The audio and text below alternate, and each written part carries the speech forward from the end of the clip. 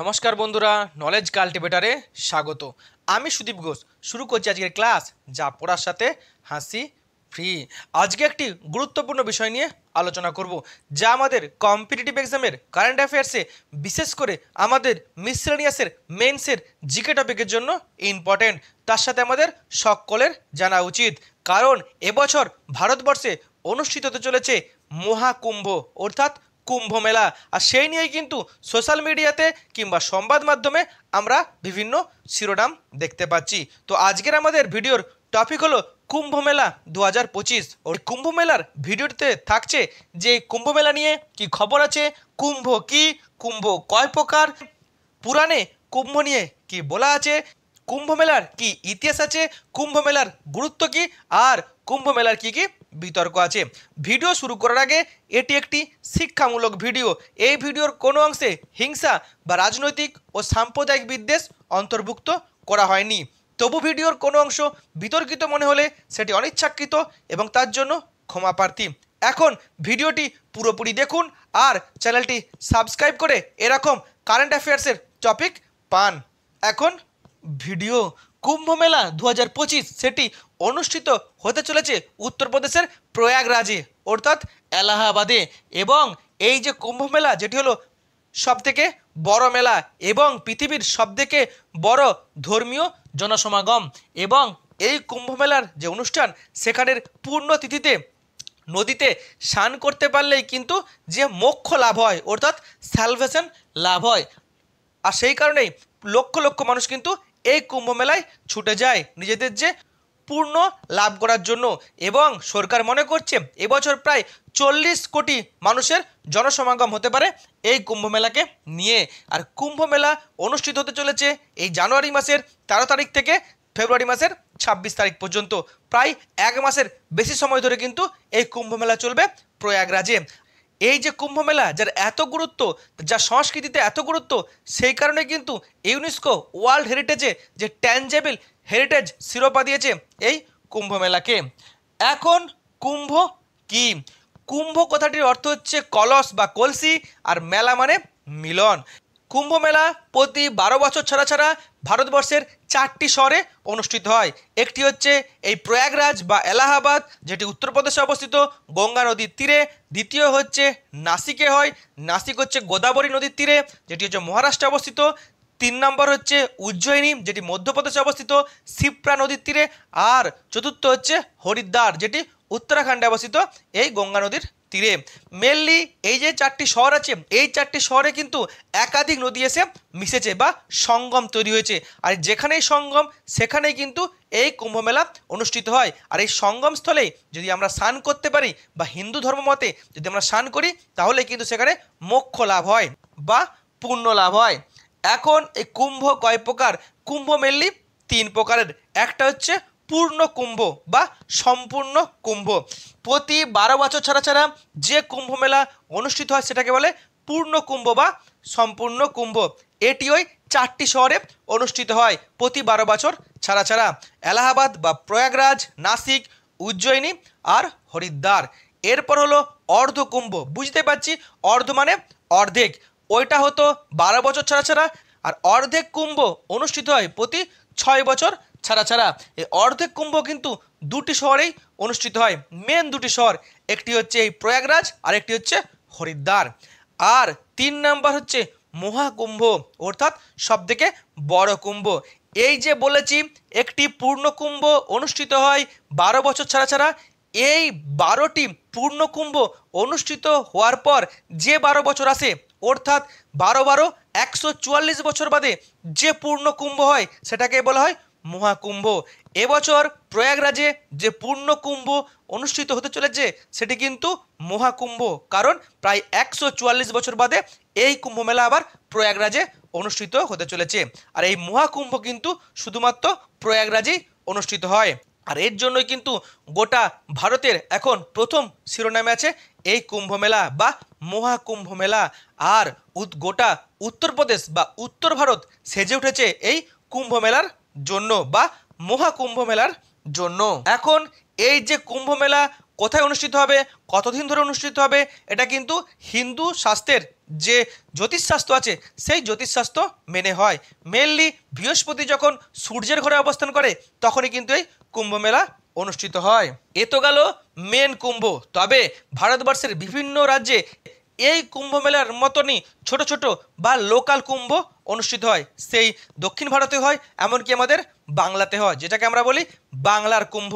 বাংলার কুম্ভ অনুষ্ঠিত হয় কোথায়? অনুষ্ঠিত হয় হুগলি জেলায়। হুগলি জেলার যে ত্রিবেণী আছে বা বাঁশবেড়িয়া আছে, সেই বাঁশবেড়িয়ার কাছে, যেখানে আজ হুগলি নদী আর সরস্বতী নদীর যে মিলন ঘটেছে, সেই সঙ্গমস্থলে এই বাংলার কুম্ভ অনুষ্ঠিত হয়।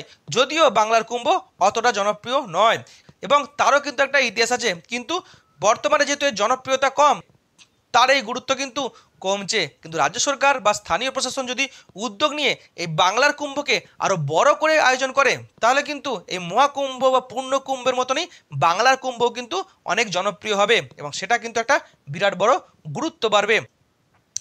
এখন কুম্ভ মেলাকে নিয়ে পুরাণে কি বলা আছে বা পৌরাণিক কাহিনী কি আছে? মেনলি কুম্ভ হচ্ছে হিন্দুদের মেলা বা হিন্দুদের অনুষ্ঠান, ধর্মীয় অনুষ্ঠান। তাই পুরাণে কি বলা আছে?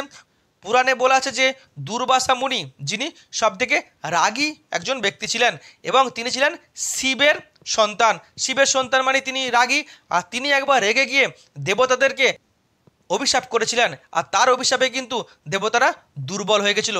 আর এই দেবতাদের দুর্বল হওয়ার সুযোগে কিন্তু অসুররা রাজত্ব করে বেড়াচ্ছিল এবং অসুরদের ক্ষমতা কিন্তু অনেক বেড়ে গেছিল।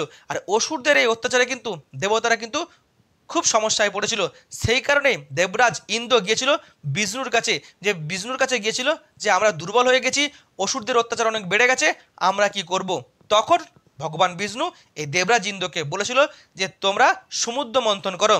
আর তারপরেই এই দেবতা আর অসুরদের মধ্যে সমুদ্র মন্থন শুরু হয়। আর আমরা জানি সমুদ্র মন্থনের প্রথমে এসেছিল কি, যে বিষ, যেটি কণ্ঠে ধারণ করেছিলেন মহাদেব শিব। পরবর্তী বা শেষে এসেছিল কিন্তু এই অমৃত। এখন অমৃত প্রথমে কারা নেবে, সেই নিয়ে কিন্তু অসুর আর দেবতাদের মধ্যে বিরাট বড় লড়াই হয়ে যায় এবং এই লড়াইয়ের সুযোগে কিন্তু এই দেবরাজ ইন্দ্রের ছেলে জয়ন্ত, সে জয়ন্ত কিন্তু এই যে অমৃতের কলসি বা কলস, সেই নিয়ে দৌড়ে পালিয়ে যায়। আর তিনি যখন দৌড়ে পালিয়ে যাচ্ছেন এই অমৃতের কলসি নিয়ে, তখন অমৃতের কলসি থেকে 4 ফোঁটা অমৃত কিন্তু এই পৃথিবীতে পড়েছিল। আর সেই 4 ফোঁটা অমৃত পৃথিবীতে পড়েছিল এই 4টি শহরে, একটা হচ্ছে প্রয়াগরাজ, হরিদ্বার, উজ্জয়িনী আর নাসিক। আর সেখানেই কিন্তু এই কুম্ভ মেলা অনুষ্ঠিত হয়। মেনলি বুঝতে পারছি কলসি কোথা থেকে আসছে, এই অমৃতের কলসি থেকে কিন্তু এখানে আসছে। আর এখানেই কিন্তু নদী সঙ্গম ঘটেছে, আর এই নদী সঙ্গমেই কিন্তু প্রতি 12 বছর ছাড়া ছাড়া এই কুম্ভ মেলা অনুষ্ঠিত হয়। মেনলি কেন অনুষ্ঠিত হয়? কারণ এই যে জয়ন্ত, যে অমৃতের কলসি নিয়ে স্বর্গে পালিয়ে গেছিল, তার স্বর্গে যেতে 12 দিন সময় লেগেছিল। তাই 12 বছর ছাড়া ছাড়া এই কুম্ভ মেলা অনুষ্ঠিত হয়। আর এখানেই যারা স্নান করে বা ডুব দেয়, সেটাই হচ্ছে পূর্ণ প্রাপ্তির জন্য। তাই কুম্ভ মেলা খুবই গুরুত্বপূর্ণ হিন্দু ধর্মের মানুষের কাছে। এখন কুম্ভ মেলাকে নিয়ে কি ইতিহাস আছে, কুম্ভ মেলা ভারতবর্ষে কবে শুরু হয় সে নিয়ে কিন্তু নির্দিষ্ট কোনো ঐতিহাসিক প্রমাণ পাওয়া যায়নি। তবে ভারতবর্ষের যে প্রাচীন যে গ্রন্থ ঋগ্বেদে কিন্তু প্রয়াগ স্নান যাত্রার কথা কিন্তু উল্লেখ ছিল। আবার বৌদ্ধ ধর্মের অনেক গ্রন্থে কিন্তু এই প্রয়াগ স্নান যাত্রার কথা কিন্তু উল্লেখ করা আছে। আবার চীনা পরিব্রাজক হিউয়েন সাং যখন তিনি ভারতে এসেছিলেন, তিনি তার যে বইতে উল্লেখ করেছেন যে হর্ষবর্ধন কিন্তু এই প্রয়াগ স্নান যাত্রা তিনি আয়োজন করতেন। তবে অনেকে মনে করেন যে শঙ্করাচার্য, যিনি ভারতবর্ষের যে 4টি মঠ তৈরি করেছিলেন, সেই শঙ্করাচার্যই কিন্তু এই যে কুম্ভ মেলা তিনি প্রথম শুরু করেছিলেন। অনেকে আবার এটাকে বলা হয় মাঘ মেলা, কারণ এটি মাঘ মাসে হতো এবং এই মাঘ মেলাতে কিন্তু স্নান করে মোক্ষ প্রাপ্তি করা হতো। আর তিনি করেছিলেন মেনলি হরিদ্বারে, পরে সেটি আসে প্রয়াগরাজে। তবে কে প্রথম শুরু করেছিলেন সেই নিয়ে কিন্তু এখনও বিতর্ক থেকে যাচ্ছে। তবে কুম্ভ মেলাকে বেশি জনপ্রিয় করেছিল হচ্ছে ব্রিটিশ সরকার, এবং এমনও খবর আছে যে ব্রিটিশ সরকার এই যে যারা কুম্ভ মেলাতে যেত পূর্ণপ্রাপ্তির জন্য, তাদের উপরে ট্যাক্স বসিয়েছিল, যেটা হচ্ছে তীর্থ কর বলে বলা হয়। পরে অনেক বিতর্ক হয় এবং সেই করকে তুলে নেওয়া হয়। এমনও ঐতিহাসিক ঘটনা আছে যে 1957 সালে যখন গোটা ভারত গর্জে উঠেছিল মহাবিদ্যে, তখন কিন্তু এই কুম্ভ মেলার কিছু মানুষ ব্রিটিশ সরকারের বিরুদ্ধে, ব্রিটিশ খ্রিস্টান যে মিশনারি আছে সেই মিশনারির বিরুদ্ধে কিন্তু প্রতিবাদ করেছিল, আর তার ফলে ব্রিটিশ সরকার তাদের উপরে গুলি চালিয়েছিল, তাদের উপরে অত্যাচার করেছিল। পরবর্তী ক্ষেত্রে ব্রিটিশ সরকার কিন্তু এই কুম্ভ মেলাকে অনেক গুরুত্ব দেয় এবং দ্বিতীয় বিশ্বযুদ্ধের সময় কিন্তু এই কুম্ভ মেলার আয়োজন বন্ধ রাখা হয়েছিল, কারণ ব্রিটিশ সরকার বুঝতে পেরেছিল কারণ এখানে অনেক মানুষের জনসমাগম হয়, তাই যে কোনো সময় কিন্তু জাপান এখানে বম ফেলতে পারে। আর ভারত স্বাধীন হওয়ার পরে কিন্তু প্রতিবার কিন্তু কুম্ভ মেলার গুরুত্ব বেড়েছে এবং জনপ্রিয়তা বেড়েছে এবং প্রতিবারই কিন্তু জনসমাগমের সংখ্যা কিন্তু বেড়েছে। আর এবারেও বিরাট মানুষের জনসমাগম হবে বলে বলছে সরকার। এখন কুম্ভ মেলার গুরুত্ব কি? মেনলি কুম্ভ মেলা হচ্ছে হিন্দু ধর্মের পবিত্র অনুষ্ঠান বা মেলা, কিন্তু মনে রাখতে হবে এখানে শুধুমাত্র যে হিন্দু ধর্মের মানুষ আছে তা নয়, গোটা পৃথিবীর বিভিন্ন ধর্মের মানুষ কিন্তু এই কুম্ভ মেলাতে আসে। ভারতবর্ষের যে ইউনিটি ইন ডাইভার্সিটি সেটা কিন্তু আবার প্রমাণিত হয়।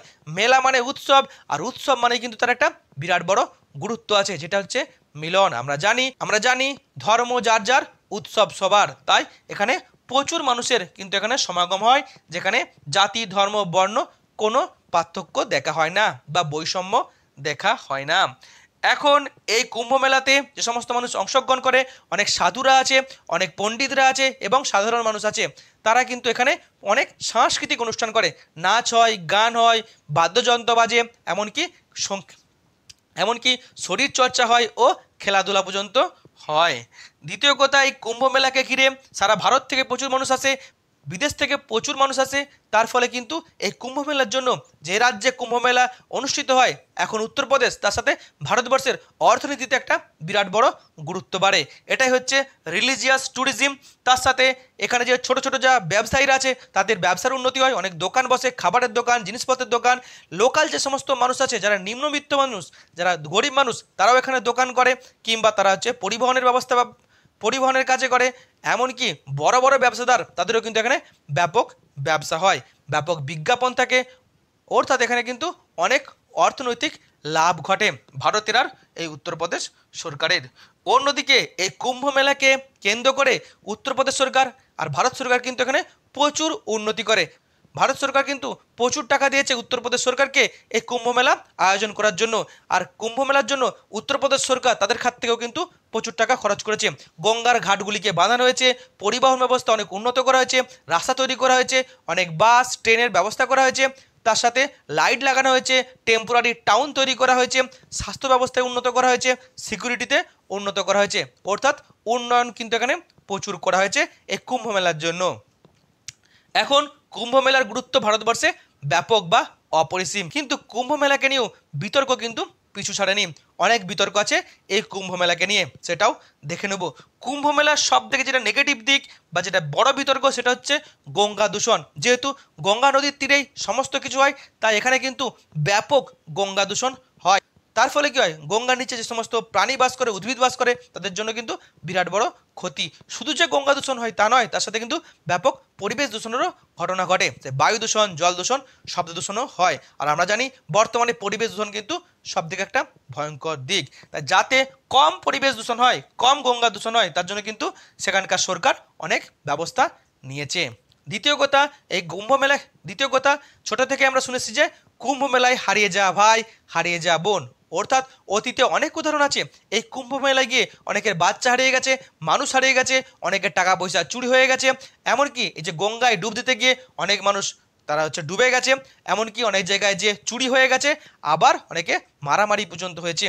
তাই এবার যাতে এরকম কোনো অপ্রীতিকর ঘটনা না ঘটে, তাই কিন্তু কড়া নিরাপত্তার ব্যবস্থা করেছে কেন্দ্র সরকার ও উত্তরপ্রদেশ সরকার। তার সাথে কুম্ভ মেলায় যেহেতু প্রচুর মানুষের জনসমাগম ঘটে, তাই কিন্তু অনেক সংক্রামক রোগ ছড়িয়ে যায়। তাই এবারে তো আবার HMPV ভাইরাস, কোভিড ভাইরাসের ভয় তো আছেই, যাতে কোনোরূপ যে রোগ ছড়াতে না পারে, তাই কিন্তু উত্তরপ্রদেশ সরকার স্বাস্থ্য ব্যবস্থাকে অনেক উন্নত করেছে। এবছর এই কুম্ভ মেলাকে নিয়ে কিন্তু একাধিক বিতর্ক উঠছে। বিরোধীরা বলছে যে কেন্দ্রের শাসক দল আর উত্তরপ্রদেশের শাসক দল এই কুম্ভ মেলার মতো ধর্মীয় অনুষ্ঠানকে ব্যবহার করছে তাদের রাজনৈতিক উদ্দেশ্যে, রাজনৈতিক বিজ্ঞাপনের জন্য। আর এটা কিন্তু কখনোই ঠিক নয়। ভারতবর্ষে ধর্মের সঙ্গে রাজনীতিকে বা রাজনীতির সঙ্গে ধর্মকে মেশানো উচিত নয়। অন্যদিকে আরও একটি ঘটনা বা বিতর্ক সামনে এসছে। বলা হয়েছে নাকি যে কোনো মুসলিম ব্যক্তিকে এখানে কুম্ভ মেলায় দোকান করতে দেওয়া হবে না। এই নিয়েও কিন্তু অনেক বিতর্ক হয়েছে।